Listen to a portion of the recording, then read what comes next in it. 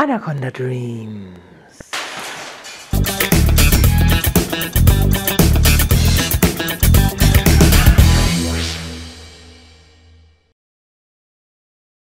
Hallo, ich bin Sophia. Ihr schaut Anaconda Dreams, den Snakeblock für Dummies. Und heute geht es weiter mit dem Rückwandbau aus Styropor und Fliesenkleber. Ich zeige euch auch, wie wir eine kleine Zwischenwand konstruiert haben. Und dann kommen wir zum Fliesenkleber und den ersten Anstrichen.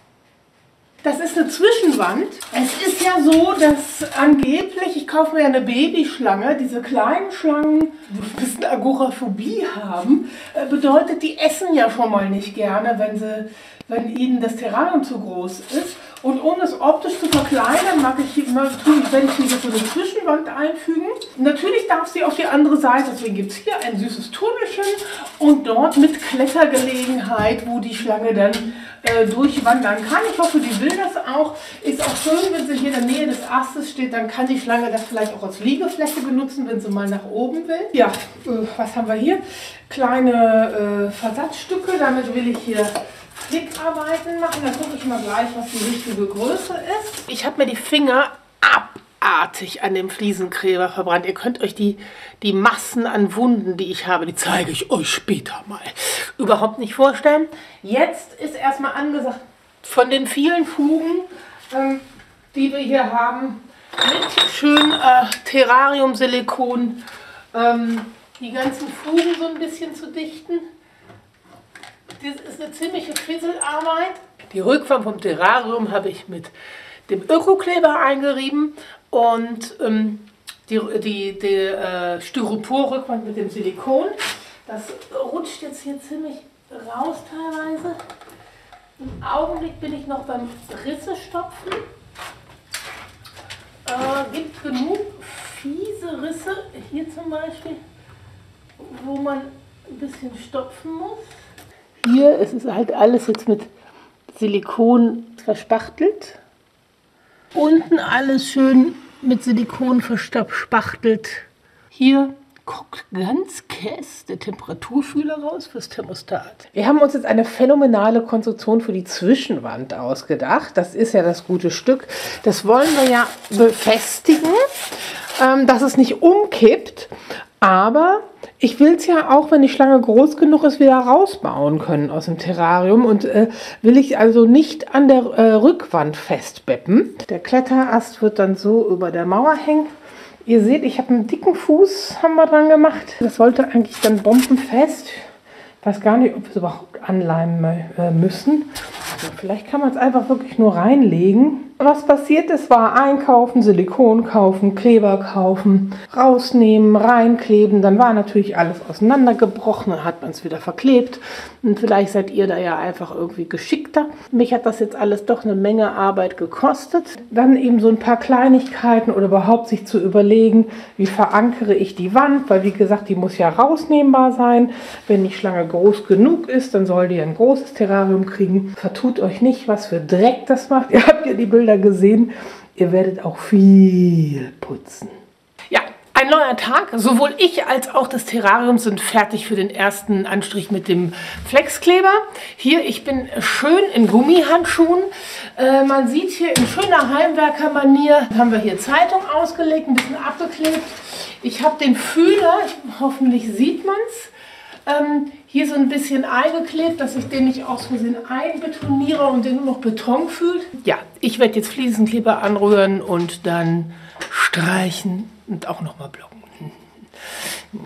Ich habe gestern nochmal Anleitungen gelesen und habe jetzt hier den Fliesenkleber so gemixt, wie das da stand. Kannst du mal gucken. Da stand, wenn es die Konsistenz von Pudding hat, dann wäre es richtig. Ich nehme mal an, das müsste jetzt hier so ungefähr passen. Ich probiere es jetzt nochmal aus. Und mal gucken, wie ich weiterkomme. Hier sind ja auch durchaus noch ein paar Ritzen zu stopfen. Ich glaube, da war ich mit dem Silikon ein bisschen verschwenderisch, weil das Zeug ist teuer, dieses Terrarium-Silikon. Das wäre vielleicht besser gewesen, das gleich mit diesem Fliesenkleber zu machen. Ich werde auch hier diese ganzen Stellen einen Anstrich auf jeden Fall mit diesem Flexkleber geben, dass es so eine Fläche, eine Farbe ergibt. Wie man genau da sieht, bin ich in den allerletzten Zügen des Anstreichens. Hier ist jetzt nur noch ein kleines bisschen von der Mauer, was hier noch weiß ist. Also hier habe ich schon relativ gut vorgearbeitet. Man sieht noch einige Stellen. Ne? Das ist so der Feinschliff und ihr könnt mir natürlich gerne dabei zuschauen. Sehr gut ist, wenn die Pampe wirklich sehr breiig ist. Dann kann man sie schön verarbeiten.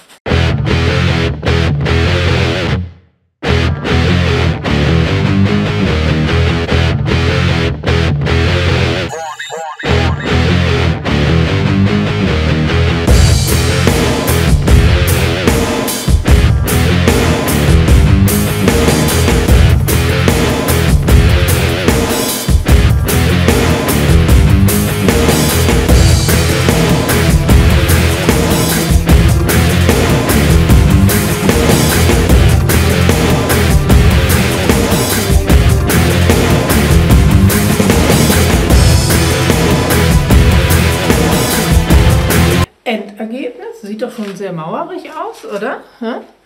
Vielleicht könnte ich ja auch noch mit raus. Genau. Nee, die muss erst in 2 Jahren weg. So, und das Endergebnis sieht doch schon recht gut nach Stein aus. Hier unten ist noch ein bisschen weiß. Das ist aber völlig okay, weil da unten ist ja das Substrat drauf. So, und jetzt sieht das Ganze doch schon gar nicht so gut aus.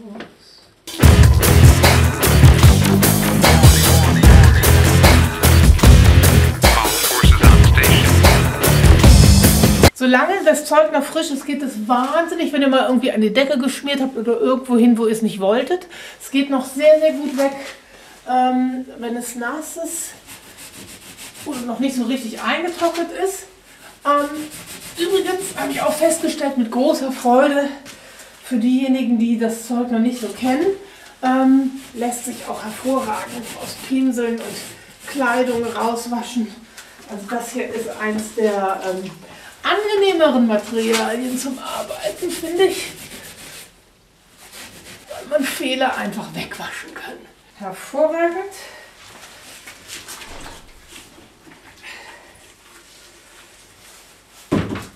Ich bin wieder zu Hause. Hier ist meine Beamerwand, darunter das Terrarium.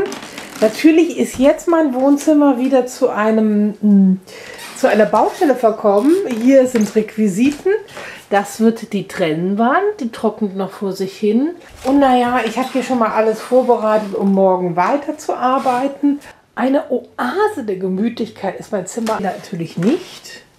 Das Schlafzimmer, ja, das ist von dem Stinkteil, ja, das ist aus dem Auto, weil es nämlich Freiraum, das stinkende Schlangenteil, das ist weiteres Schlangenzeug, da liegt eine Pflanze, die aufgerissen ist, die Tiernahrung, das ist meine Werkzeugbox, da liegt ein Stück vom Auto, das kam heute noch geliefert, ich habe gestern 3 Pakete bekommen und heute 2, ja, das ist Krempel, den ich kurz abgelegt habe, das ist von der Arbeit heute und ein Teil vom Auto, das ist das Teil, das ich reklamiert habe, das sind übrige Kisten, mein neuer Mäusekäfig. Hier stehen Pflanzen rum, die ich definitiv zu viel gekauft habe, die werde ich wieder zurückschicken, wenn möglich. Dort steht einiges an Grünzeug, was ich wieder zurückgeben will. Soweit eine Wohnung, die vor ein paar Tagen noch geil aussah. Also, ja, so schnell kann es gehen in 2 Tagen.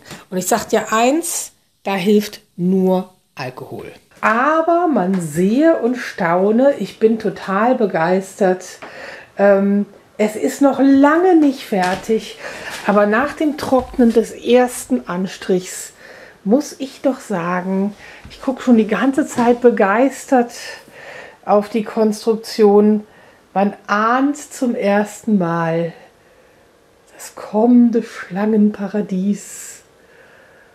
Meine Begeisterung ist ohne Grenzen.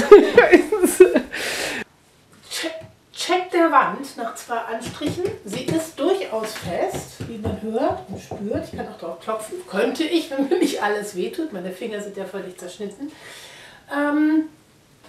Das Ganze ist zwar schon fest, Aber wenn man so drauf drückt, für meinen Geschmack irgendwie noch nicht stabil genug.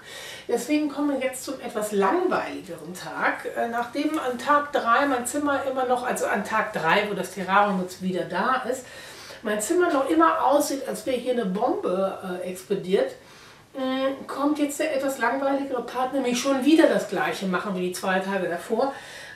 Ich werde jetzt der Wand und natürlich auch dieser herrlichen Zwischenwand, gleiches Spiel, auch, ja, macht sich, aber da geht noch mehr. Wieder rein in die Uselklamotten und ein neuer Anstrich.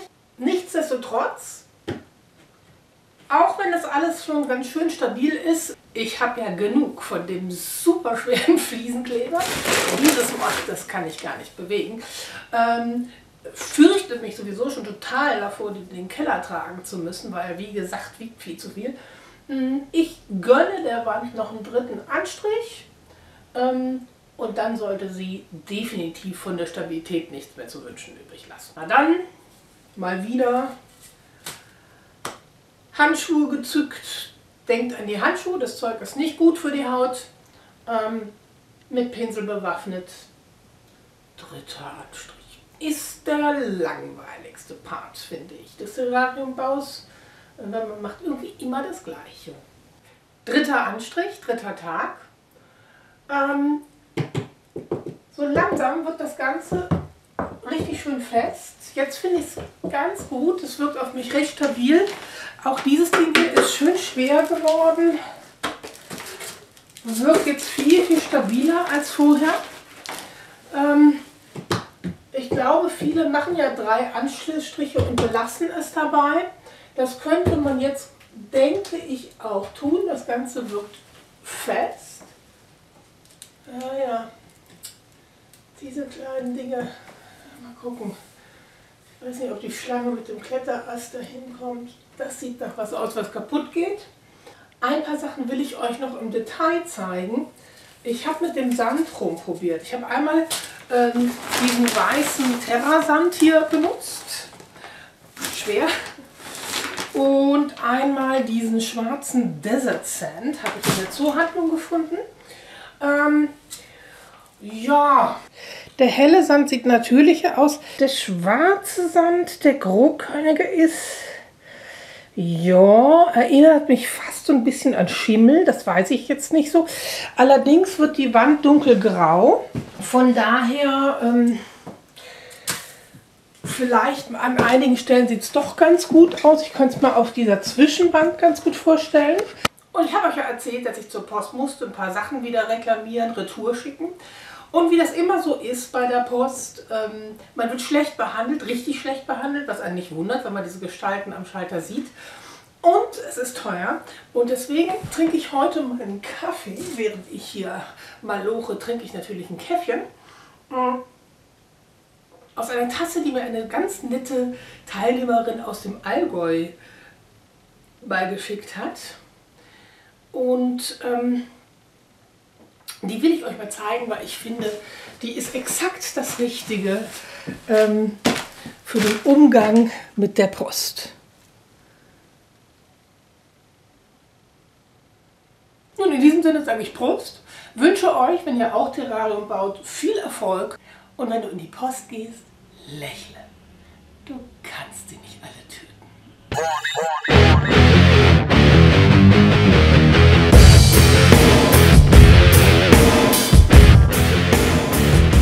Prost. Outtakes. Ja. Warum ist es denn so dunkel?